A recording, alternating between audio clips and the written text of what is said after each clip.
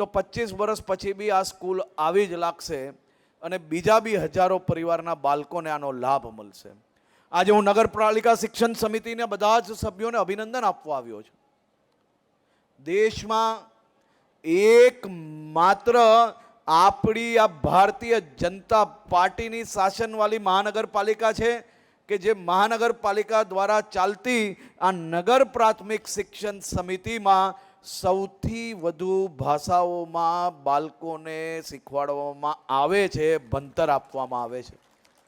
આખા દેશમાં આપણાથી એ મોટા અનેક શહેરો છે, આપણાથી બી વધારે અનેક રાજ્યના લોકો અલગ અલગ શહેરોમાં વસે છે, પરંતુ આપણું સુરત એકમાત્ર એવું શહેર છે કે જ્યાં નગરપાલિકા શિક્ષણ સમિતિ દ્વારા એક નહીં પરંતુ અનેક ભાષાઓમાં આ વિદ્યાર્થીઓને શિક્ષણ પૂરું પાડવામાં આવે છે. દેશના કોઈ બી રાજ્યમાં, કોઈ બી શહેરમાં આપણી બરોબરીની આટલી વધુ સંખ્યામાં ભાષાઓમાં શિક્ષણ આપવામાં નથી આવતું.